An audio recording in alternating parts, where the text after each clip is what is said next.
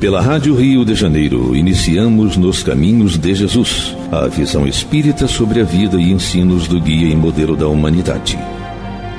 Produção e apresentação, Paulo Guedes.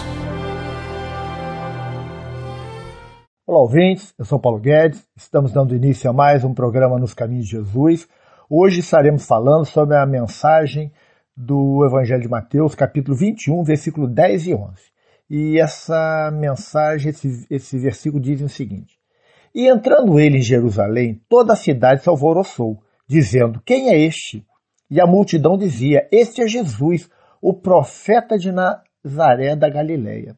Então, é a chegada de Jesus a Jerusalém, né? A gente semana passada já falamos um pouco sobre isso, hoje vamos continuando aqui. Vamos lá, gente. E aí toda a cidade ficou alvoroçada, né? O cortejo, ele não foi um movimento de massas populares, mas a excitação foi tão grande que despertou a cidade inteira e todos ouviram algo que os afetou, né?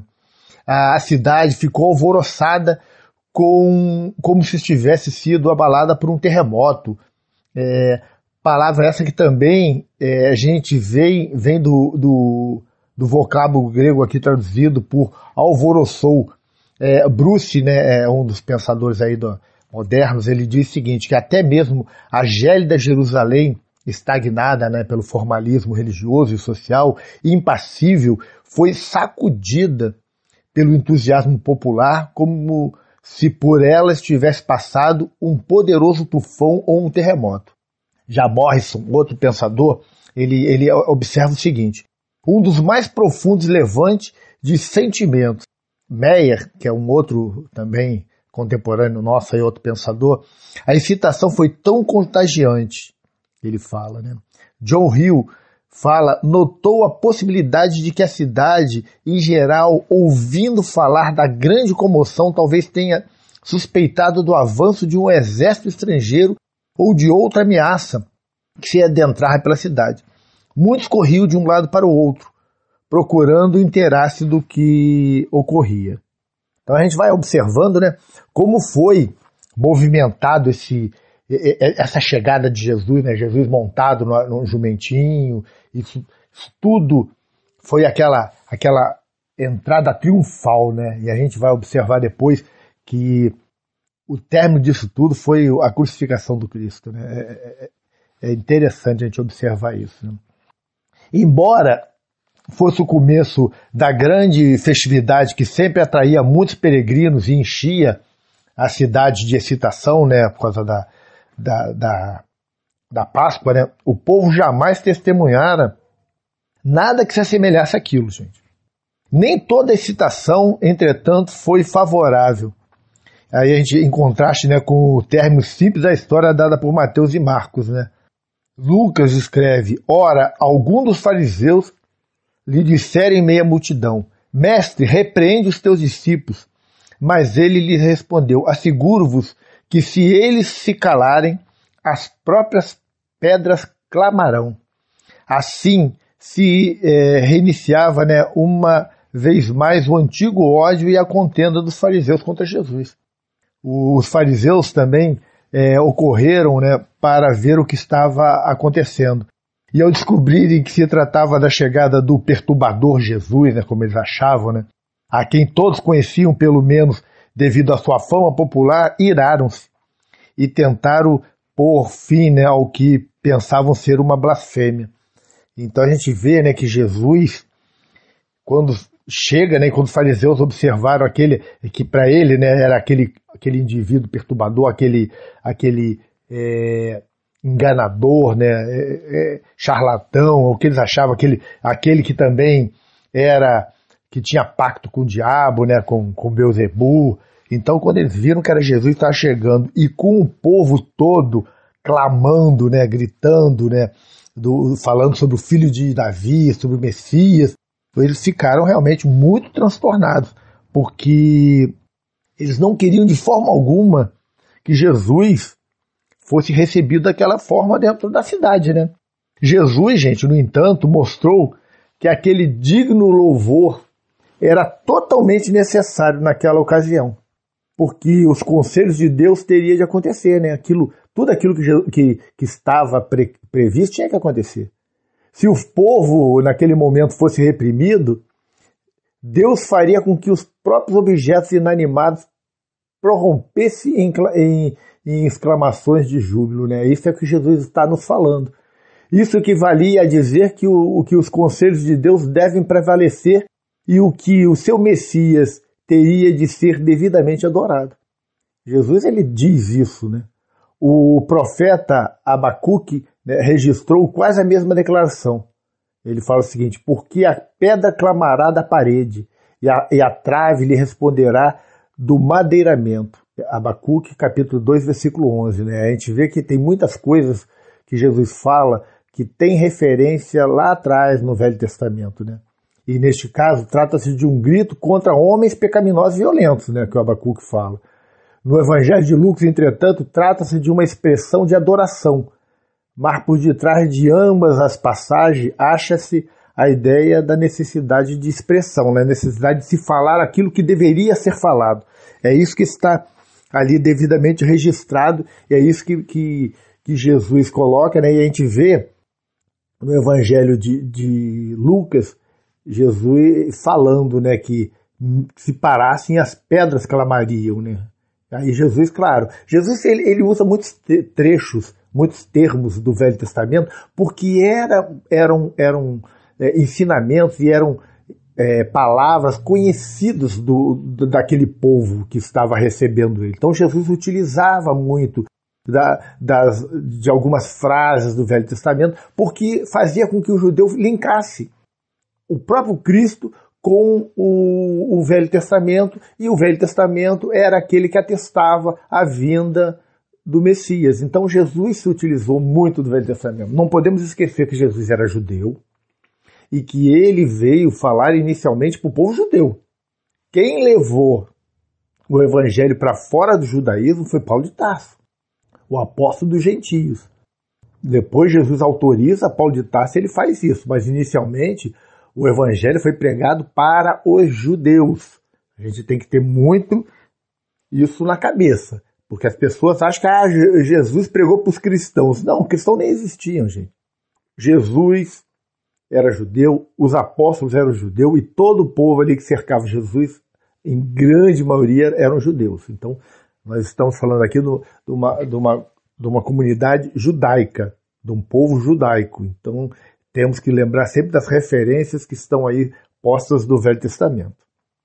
Brown, ele nos diz que essa declaração é uma declaração de conteúdo similar. Era proverbial entre os gregos e romanos, conforme se pode verificar em autores como Cícero, por exemplo. Que esse tipo de declaração que Jesus falou era comum entre os gregos, entre os romanos, que as pedras clamariam, né? Isso era muito comum. João, o evangelista, ele adiciona um adendo que nos diz que a multidão era tão grande devido, pelo menos em parte, ao fato de se ter espalhado a história da ressurreição de Lázaro por parte de Jesus. A gente vê isso lá em João, no capítulo 12, versículos 17 e 18. João fala, né, que a chegada de Jesus teve essa comoção, esse alvoroço todo, porque tinha chegado a Jerusalém a notícia de Jesus ter ressuscitado Lázaro. E isso fez um alvoroço, todo mundo queria saber, queria ver, todo mundo ficou empolgadíssimo com Cristo, né? As multidões, elas vieram em parte movidas pela curiosidade, mas foram apanhadas no entusiasmo da multidão, porquanto muitos vinham da Galiléia acompanhando Jesus pelo caminho, gente. Muitos estavam indo para Jerusalém, passar a Páscoa junto com Jesus, então ia um povo muito grande da Galiléia.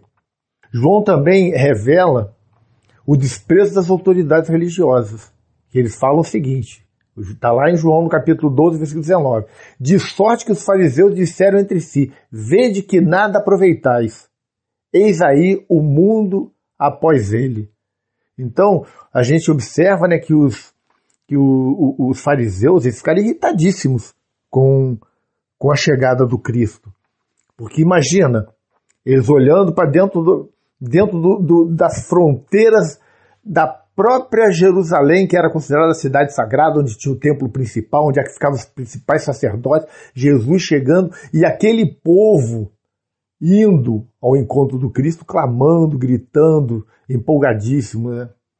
Isso para eles deve ter sido uma coisa assim, frustrante, né? Eles ficaram muito frustrados, porque eles acreditavam que lá dentro de Jerusalém Jesus não seria ovacionado, porque as cidades menores, onde não tinha tanto conhecimento da Torá e tudo, eles acreditavam que Jesus poderia enganar, mas não ali dentro, né? E essas palavras, né, que a gente acabou de falar agora, né, que de sorte que os fariseus disseram entre si, vede que nada aproveitais, eis aí vai o mundo após ele. São palavras que transpiram inveja, ira, ódio e desejo de vingança. Os fariseus tinham ouvido falar do maléfico, né, naquela concepção deles, né, do maléfico profeta da Galileia, na maneira como atraía as multidões e em quanta perturbação causaria ali. E eles ficaram realmente assustados. E agora eis que ele se encontrava maléfico como sempre, né, na ideia deles, enganando o povo como sempre. Em adição aos seus crimes, aceitava os clamores de Hosana e de filho de Davi. Eles achavam que aquilo ali era uma blasfêmia, que era um absurdo, né? E asseverando que tudo isso lhe era devido por direito. Imagina Jesus asseverando isso, que ele era realmente o filho de Davi, né? Era o Messias. E aí talvez, né, as autoridades religiosas de Jerusalém esperassem que os habitantes da Galileia e das cidades pequenas, Cafarnaum, se deixassem enganar daquela maneira, pois era uma população mista, né? Tinha muitos gentios também, e era alienada da pura religião que se observava na capital. Eles achavam que o judaísmo puro estava na capital. Só que os próprios habitantes de Jerusalém corriam após Jesus, de fato o mundo inteiro ia atrás dele. É uma coisa que eles ficaram muito irritados com isso, né? E não dava para eles imaginarem acontecer uma coisa assim, debaixo das barbas deles, né? Vamos fazer um pequeno intervalo, gente, e já retornamos com o programa Nos Caminhos de Jesus. Até já. Estamos apresentando Nos Caminhos de Jesus, a vida e ensinos do guia e modelo da humanidade. Apresentação, Paulo Guedes. Estamos de volta. Hoje nós estamos falando sobre a passagem do Evangelho de Mateus, capítulo 21, versículo 10 e 11, que diz o seguinte: E entrando ele em Jerusalém, toda a cidade se alvoroçou, dizendo, quem é este? E a multidão dizia, este é Jesus, o profeta de Nazaré da Galileia. Então nós estamos aqui continuando com a chegada de Jesus, é a última semana de vida de Jesus, quando ele chega a Jerusalém. Vamos lá. E continuando aqui, né, nós estamos falando aqui da ira, né, dos fariseus, né, por causa da chegada de Jesus, né. E isso, né, respondia às indagações frenéticas dos habitantes de Jerusalém que acorriam para ver o que se passava, perguntando quem é este? O nome Jesus explicava tudo, e a adição profeta e a sua identificação como de Nazaré eram pormenores desnecessários. Jesus era o que era a palavra-chave ali. Todos os habitantes da nação de Israel, incluindo a altiva capital, sabiam quem era ele.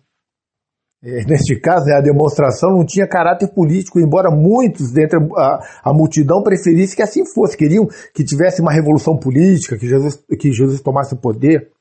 Pelo menos, gente, naquele momento, foi uma entusiástica proclamação a um profeta moderno. Porque os profetas do Antigo Testamento ficaram para trás. Era um profeta moderno que estava surgindo. Havia muitas respostas possíveis acerca da identidade de Jesus. Anteriormente, de fato, minutos antes, Jesus fora proclamado Messias, filho de Davi. Aqui é exaltado como profeta. A gente vê como Jesus estava sendo recebido, né? Como a coisa vinha crescendo, né? Os fariseus, né, é óbvio, né, acreditavam que Jesus era um impostor. Alguns viam nele uma perigosa personagem política, pelo menos em potencial, é o que eles achavam. Outros devem tê-lo reputado meramente um grande homem ou um bom mestre, mas jamais como Salvador do mundo, como Messias. Na multidão que se juntou naquele primeiro domingo de Ramos, estavam representadas todas as crenças, meias crenças, dúvidas e oposições que o nome de Jesus continua provocando até o dia de hoje. De certa forma, a história, especialmente no mundo ocidental, tem sido um grande teatro onde o drama dessa questão tem sido desempenhado por vezes e vezes sem conta. E aí Buttrick ele fala assim, quem é este? Contamos com o veredito da história cristã para nos ajudar e mais especialmente grande exaltação que se seguiu ao Calvário. No entanto, jamais atingiremos a verdade enquanto não pusermos de lado nossas suposições e não nos aventurarmos pela fé. Jesus fez um trabalho magnífico, né? Os 3 anos dele foram 3 anos que alteraram totalmente a história da humanidade, né? Isso a gente não pode duvidar, né? Através dos séculos, gente, a igreja tem celebrado intuitivamente esse acontecimento de maneira correta. Não tem sido uma celebração de regozijo insufriável, antes tem relembrado as ações de uma raça humana cega e dirigida por tolos preconceitos. Poucos dias depois, aquela mesma multidão estava vociferando, gritando, né? Crucificai-o, crucificai-o. A gente vê como a população ainda, como nós ainda, somos influenciados pelo meio, pela multidão, pela maioria. A gente ainda não consegue firmar os nossos próprios conceitos, acreditando naquilo que nós realmente estamos convictos, né? Vamos à cronologia da entrada triunfal. Muita discussão se tem centralizado em volta do lugar deste acontecimento na vida de Jesus. E também exatamente qual teria sido o dia em que ele assim entrou em Jerusalém. Esse problema tem sido causa de consternação entre os expositores que têm dedicado tempo a esse estudo, né? Buttrick, Burkitt, né, cria que o incidente ocorreu não ao tempo da Páscoa, e sim da festa da rededicação, no mês de dezembro. E que Jesus, após a sua entrada triunfal em Jerusalém, purificou o templo e assim dedicou e rededicou. Entendeu? Assim, começam os pensadores querendo... Gente, o Evangelho está dizendo que ali Jesus entrou para a Páscoa. Então, ele nunca teria entrado em dezembro. Fugiria totalmente. Outros, como Branscomp, né, preferem dizer que tudo ocorreu durante a festa dos tabernáculos, salientando que o imposto do meio ciclo tornava necessária a prática do câmbio no templo. Mas seguindo, a gente vai ver que Jesus expulsa os cambistas, né?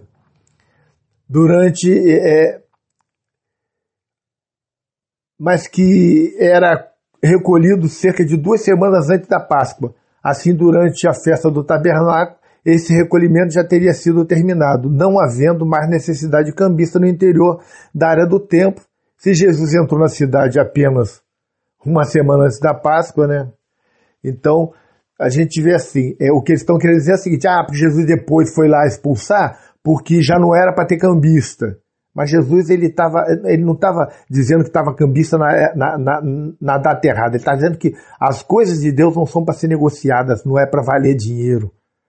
Por essa razão é que alguns creem que a última visita de Jesus a Jerusalém perdurou um pouco mais do que os evangelhos sinóticos parecem indicar.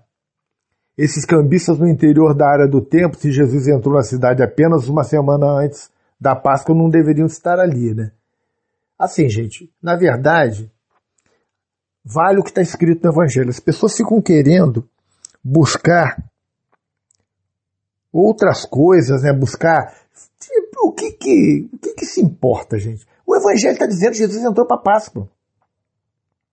E é por essa razão que alguns creem que a última visita de Jesus a Jerusalém perdurou mais tempo, né? Esse incidente pode ter ocorrido na primavera, 2 ou 3 semanas antes da Páscoa. não sendo mesmo impossível que cerimônias tais como aquelas que acompanhavam a festa dos tabernáculos também fossem efetuadas nas semanas que antecediam a Páscoa. Gente, o Evangelho mostra que, pelo que a gente vê no cronograma do Evangelho, foi a última semana. Não temos prova de que foi assim, que foi mais longo. Se esse foi o caso, se Jesus esteve por mais tempo em Jerusalém do que os evangelhos sinóticos parecem indicar, então os evangelhos expõem uma condensação dos acontecimentos das últimas poucas semanas de vida de Jesus, de forma a dar a impressão de que tudo aconteceu no breve período de uma semana. Por que iam mentir? Por que iam trazer várias semanas para uma semana, né? Não tem, assim, a gente vê que não tem lógica. Cara, todavia, gente, é possível que a ação do povo tivesse sido espontânea. Em imitação do que se fazia ao tempo da festa, por exemplo, dos tabernáculos, o que explicaria o uso de expressões que se encontra no Halel, né? Também não é impossível que a presença dos cambistas fosse necessária além do tempo esperado, gente. Especialmente por causa do influxo de estrangeiros na cidade. Na Páscoa é muita gente. Pelo que o seu período de serviço deve prosseguir quase até o tempo da Páscoa. Pode ter sido, tá? Faltam as informações exatas que nos dariam as respostas a todas as questões. Então a gente fica com o que está no Evangelho. Entendeu? Não tem que questionar isso. As diferenças que existem nos próprios Evangelhos causam dificuldades na identificação dos dias exatos dessa ocorrência. Por exemplo, João revela, lá em João 12, capítulo 1, que Jesus chegou a Betânia 6 dias antes da Páscoa. E que ali teve lugar a unção, que aparece em Mateus, no capítulo 26, versículos 6 a 13. No dia imediato, a entrada triunfal supostamente teve lugar, né? Então, pelo Evangelho de Marcos, aprende-se que no dia em que entrou em Jerusalém, Jesus subiu ao templo e examinou o que ocorria. Mas, visto que era tarde, regressou a Betânia, então no dia seguinte purificou o templo. A narrativa de Mateus não menciona nenhum lapso de um dia, mas isso pode ser um simples laço de informação. A narrativa de Lucas, que é a mais completa dos 4 evangelhos, parece concordar com Mateus. Então, Mateus foi testemunha ocular, e Lucas, que se informou com os evangelhos, com os discípulos e tudo, fala a mesma coisa que Mateus. Então, vamos ficar com o que está escrito em Mateus. As narrativas de Mateus, Marcos e Lucas omitem a ceia em Betânia e a unção de Jesus, mas dão prosseguimento à história quando Jesus reinicia a sua viagem final a Jerusalém, que ficava bem próxima, né? Betânia é bem próxima de Jerusalém. Obviamente, né, gente, a ceia é relatada mais adiante nos evangelhos de Mateus e Marcos. Mateus está lá em capítulo 26, versículos 6 a 13, e Marcos no capítulo 14, versículo 3 a 9. Assim, fica claro que os 4 evangelistas nem sempre narram os acontecimentos na mesma ordem. Já observamos isso antes no Evangelho, gente. A gente está estudando, tem que ver isso. Epápias, que é um dos pais da igreja, mostra-nos que Marcos nem sempre narrou as histórias na ordem cronológica de sua ocorrência. Nos evangelhos de Marcos e de Mateus e Marcos, parece que a ceia teve lugar apenas 2 dias antes da Páscoa. Então, gente, o importante muitas vezes é a gente entender o conteúdo. As pessoas ficam se prendendo em detalhes, em coisas bobas, que não vão levar ninguém a nada. Então, vamos ficar com os ensinamentos, com aquilo que está ali. Gente, se os evangelistas dão a entender que foi a última semana, por que supor... essa é pessoa querendo 5 minutos de fama, né? Daí começa a dizer, não, parece que foi 3 semanas, outros, foi mês, o outro disse que foi entrar em dezembro. Gente, não temos dúvida, Jesus entrou na véspera da Páscoa, 6 dias antes, na semana da Páscoa, foi a última semana de vida, e a última semana de vida de Jesus foi em Jerusalém. Isso é o que está claro no Evangelho. E a gente tem que seguir isso. Se a gente ficar entrando em cogitações bobas, a gente não vai chegar a lugar algum. Então, gente, é isso aí. O estudo de hoje está fechando, né? Então, semana que vem a gente tem mais um estudo. Estaremos reunidos mais uma vez aí na Rádio Rio de Janeiro com o nosso programa Nos Caminhos de Jesus. Até lá, se Deus quiser. A Rádio Rio de Janeiro apresentou Nos Caminhos de Jesus, a visão espírita sobre o guia e modelo da humanidade. Produção e apresentação, Paulo Guedes.